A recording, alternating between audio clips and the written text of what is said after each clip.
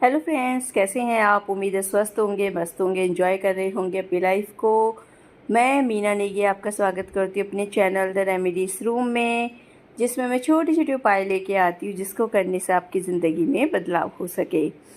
अभी मैं फ़िलहाल एक उपाय नहीं, एक बहुत ही अच्छी चीज़ और बहुत ही अच्छी बात जो मैंने सुनी थी, मैं वो शेयर करना चाहती हूँ आप लोगों के साथ।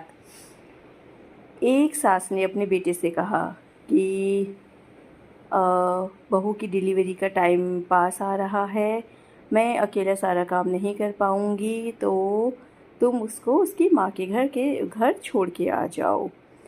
तो बेटे ने कहा कि उसको माँ के घर क्यों छोड़ के आना है, वहाँ उसकी माँ भी तो अकेली है। तो सास ने कहा, माँ अकेली है पर अपनी बेटी को बहुत अच्छे से देख सकती है। तो बेटे ने बहुत अपनी माँ को मनाने की कोशिश की कि नहीं, ये सही नहीं है। तो उसकी माँ नहीं मानी। उसकी माँ ने कहा, मेरे से काम नहीं हो पाएगा सारा का सारा अकेले, क्योंकि उसके डिलीवरी का टाइम आ गया है। तो बेटा अपनी बीवी को उसकी मम्मी के घर छोड़ के आ गया। उसके बाद क्या हुआ, डिलीवरी हो गई तो यहाँ पे उनकी तबीयत बहुत ख़राब हो गई, लड़के की मम्मी की तबीयत काफ़ी ख़राब हो गई। तो फिर लड़के की माँ ने कहा, बहू को बुला के ले आओ, मेरी तबीयत बहुत ख़राब हो रही है, मेरे से घर का काम नहीं हो पाएगा।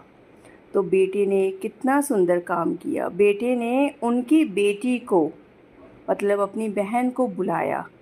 तो फिर उसकी माँ ने कहा, तुमने बहू को क्यों नहीं बुलाया, तुमने अपनी बहन को क्यों बुलाया।